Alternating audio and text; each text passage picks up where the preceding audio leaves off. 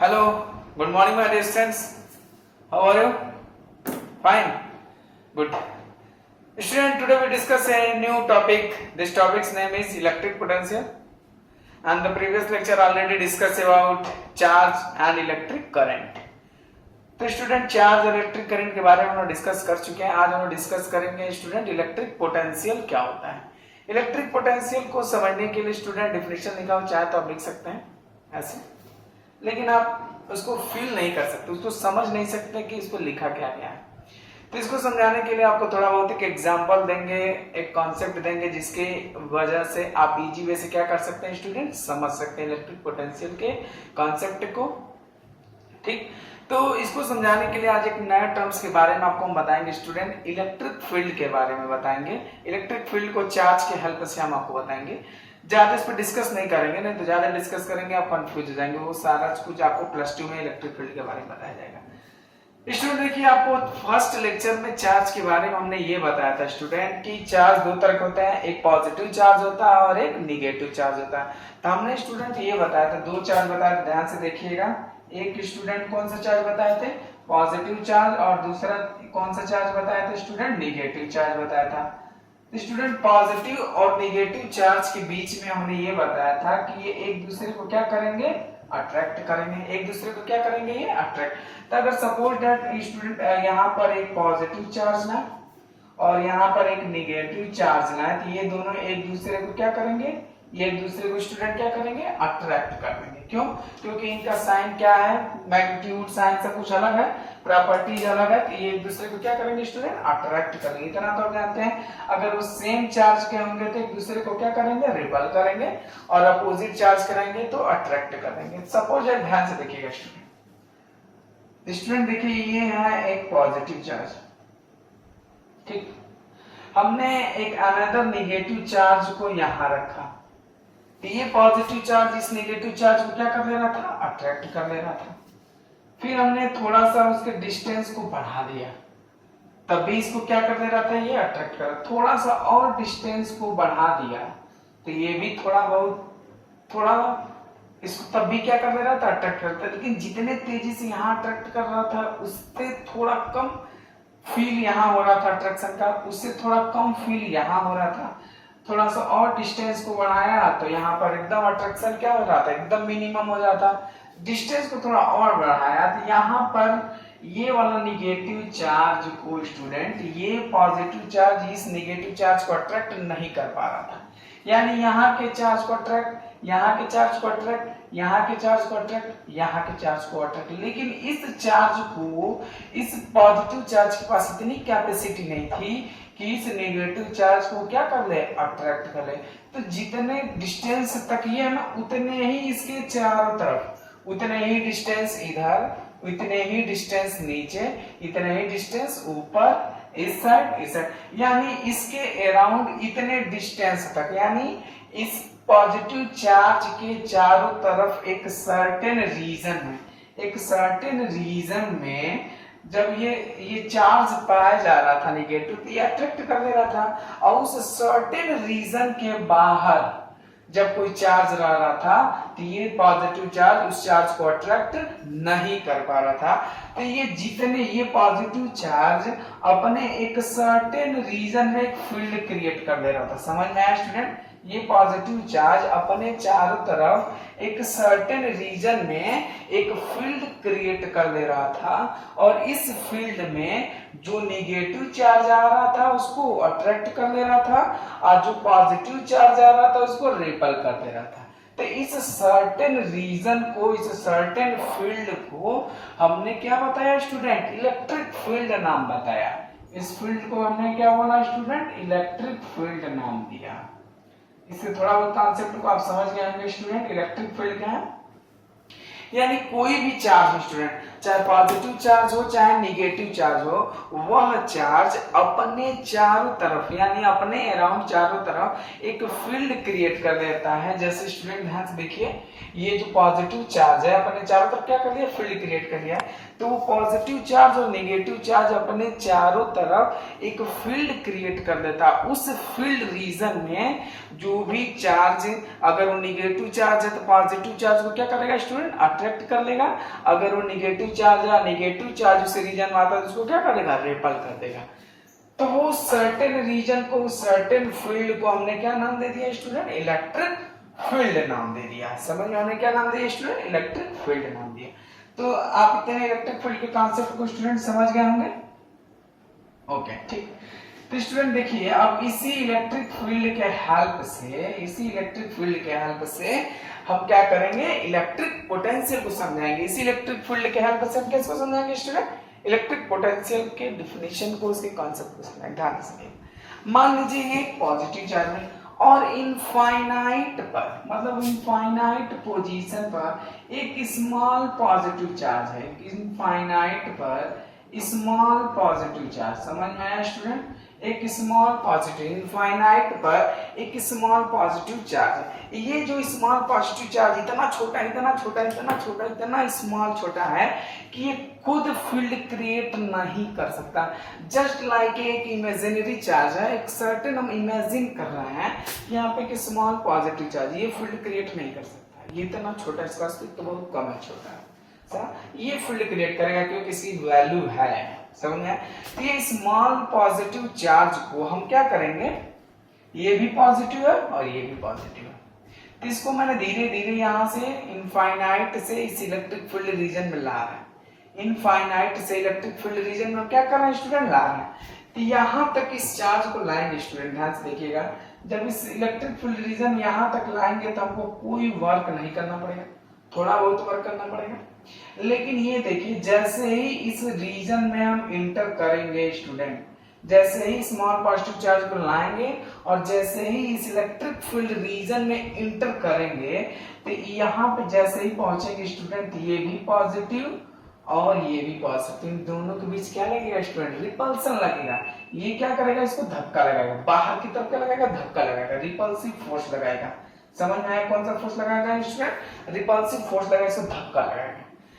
तब देखिए ये तो बाहर चला जाएगा, लेकिन हमको इस रीजन में लाना है, इसको इस रीजन में हमको मान लीजिए पॉइंट ए पर लाना है, इसको पॉइंट ए पर लाना है। तब इसको हमको अंदर लाने के लिए हमको इस रिपल्सिव फोर्स से ज्यादा क्या करना पड़ेगा, वर्क करना पड़ेगा। हमको इस यूनिट पॉजिटिव टेस्ट चार्ज को इनफाइनाइट से इलेक्ट्रिक फील्ड रीजन में किसी पॉइंट पर लाने में हमको क्या करना पड़ेगा, वर्क करना पड़ेगा। समझ में आया, क्या करना पड़ेगा, वर्क करना पड़ेगा, क्योंकि ये कौन सा फोर्स लगा रहा है, रिपल्सिव फोर्स लगा रहा है। इस रिपल्सिव फोर्स के अगेंस्ट हमको एक वर्क करना पड़ेगा इनफाइनाइट से इलेक्ट्रिक फील्ड रीजन बनाने पे।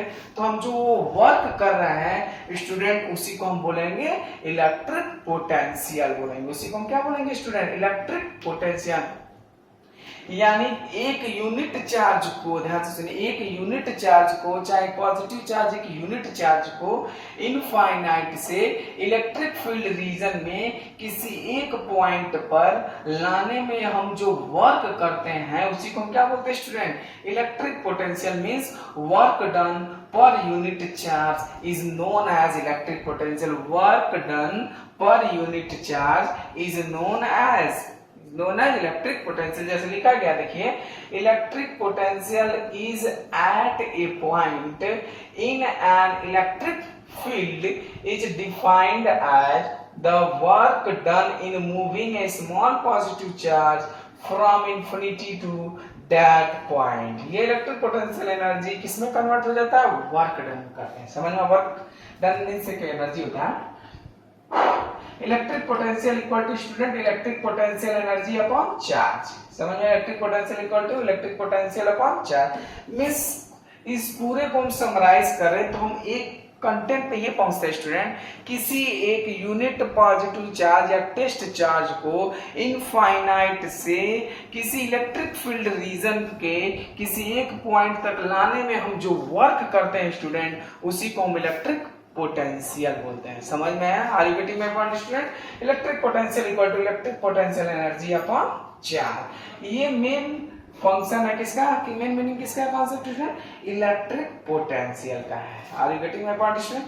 लेकिन आपको इस सिलेबस में सबसे जो मेन टॉपिक पढ़ना है, इलेक्ट्रिक पोटेंशियल डिफरेंस पढ़ना है। क्या पढ़ना है स्टूडेंट? इलेक्ट्रिक पोटेंशियल डिफरेंस पढ़ना है। ये तो इलेक्ट्रिक पोटेंशियल है।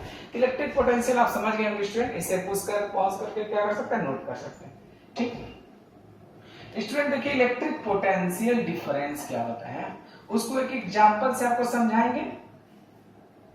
उसमें एक कहानी आपको एक बताई जाएगी, बहुत अच्छी सी कहानी बताई जाएगी, जिसको आप क्या कर सकते हैं, नोट कर सकते हैं। हम लोग नेक्स्ट टॉपिक पढ़ेंगे, डिफिनीशन नहीं लिखेंगे, सिर्फ कॉन्सेप्ट बताएंगे। इलेक्ट्रिक पोटेंशियल डिफरेंस क्या होता है, देखिए इलेक्ट्रिक पोटेंशियल डिफरेंस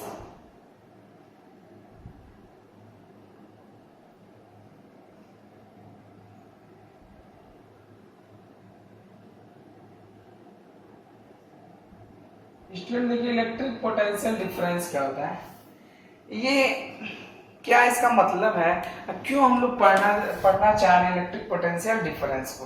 तो चाहे तो आपको डायरेक्ट मैं बता सकता हूं, लेकिन डायरेक्ट आपको नहीं बताएंगे, एग्जांपल आपको देते हैं। जैसे ध्यान से देखिए स्टूडेंट, मान लीजिए ये एक बॉक्स है स्टूडेंट, ध्यान से देखिएगा, इसमें पानी फिल है। क्या फिल है स्टूडेंट? पानी फिल है। और एक और यहाँ बॉटल रखा गया है स्टूडेंट, इसमें पानी यहाँ फिल है। इसको एक पाइप से कनेक्ट कर दिया गया है, इसको एक पाइप से क्या कर दिया गया, कनेक्ट कर दिया गया। लेकिन ये पाइप अभी पैक्ड है, ये होल क्रिएट नहीं है, ध्यान से देखिए। एक और एग्जांपल लेते हैं स्टूडेंट, ये एक बॉक्स है और एक बॉक्स यहाँ है,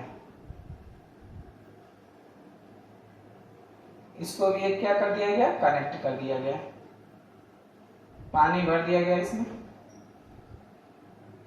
ठीक, ये दोनों एग्जांपल ध्यान से देखिए स्टूडेंट, दो एग्जांपल दिया गया है, एक बॉक्स है, बॉटल, एक बॉटल है, दोनों में पानी फिल है। एक बॉटल नीचे, एक बॉटल ऊपर है, इसमें भी पानी फिल है।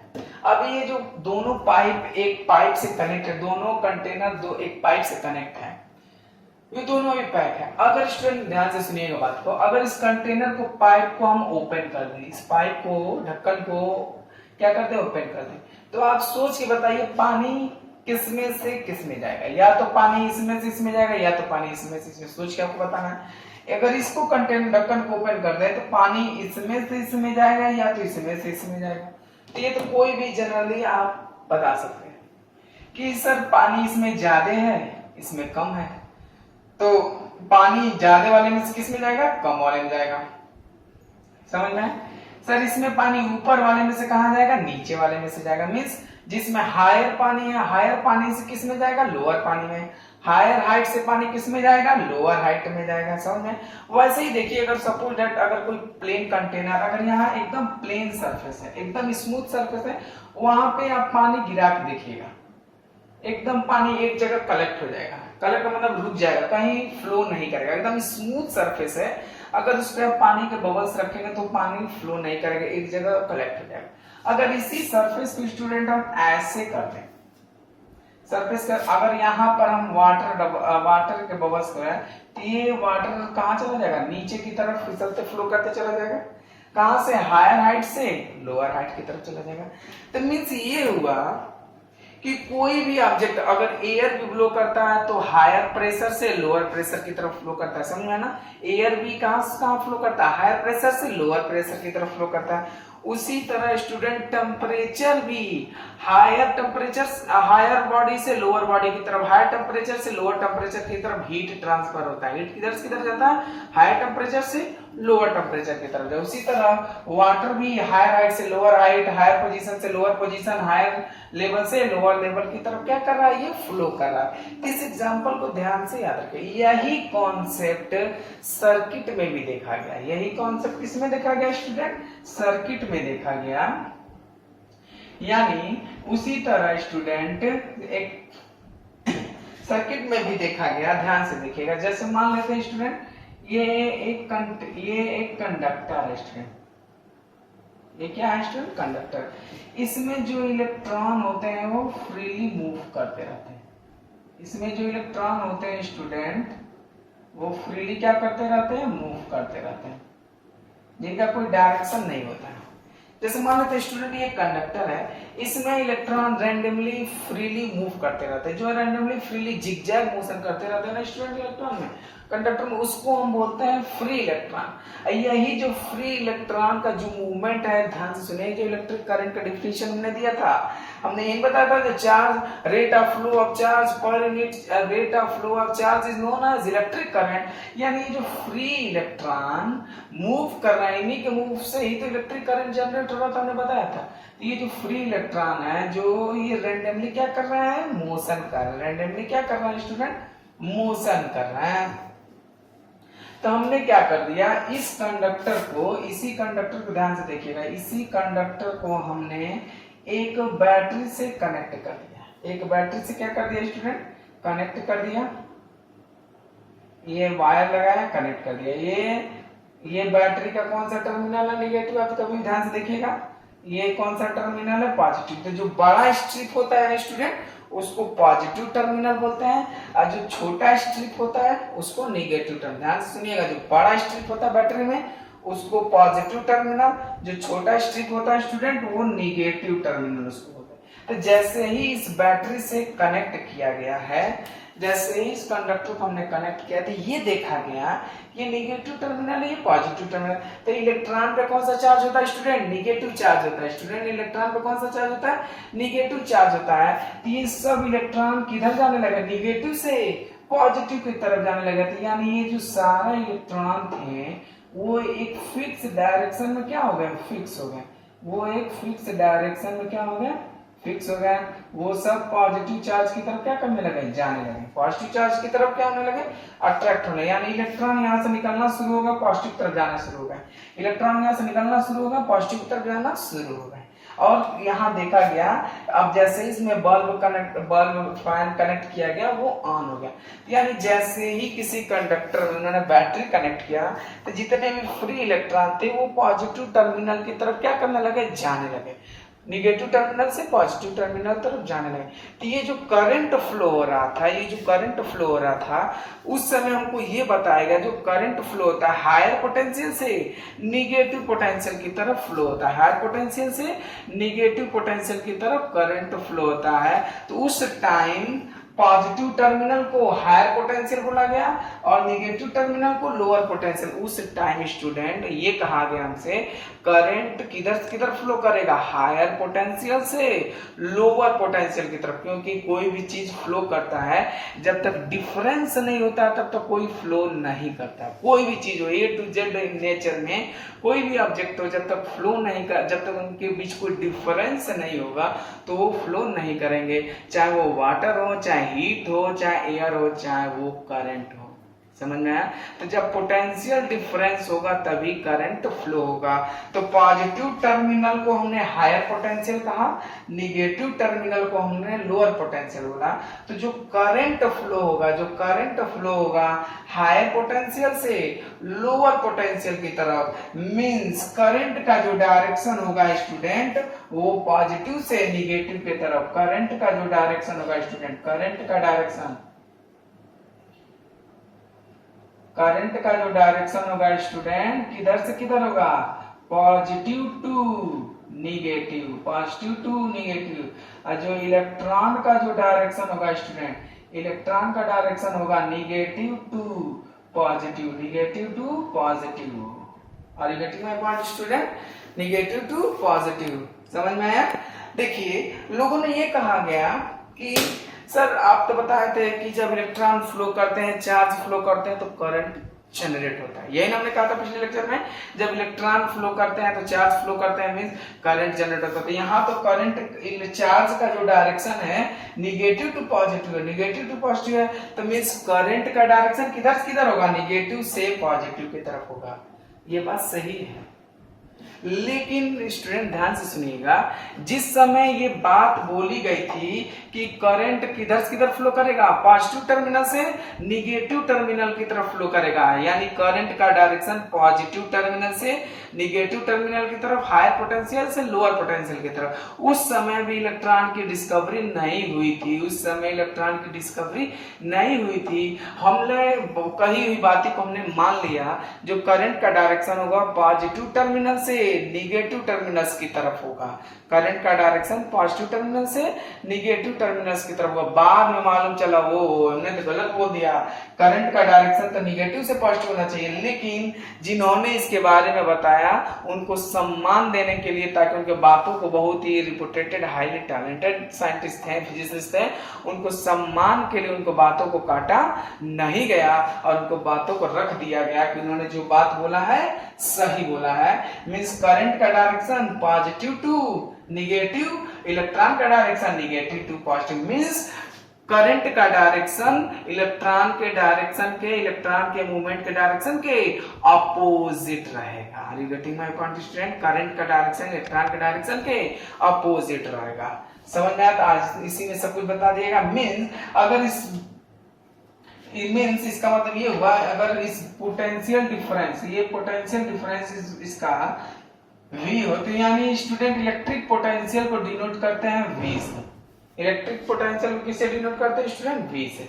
किसी भी चार्ज को, एक यूनिट पॉजिटिव चार्ज को इनफाइनाइट से किसी भी इलेक्ट्रिक फील्ड रीजन में लाने में हम जो वर्क करते हैं उसको क्या बोलते हैं स्टूडेंट?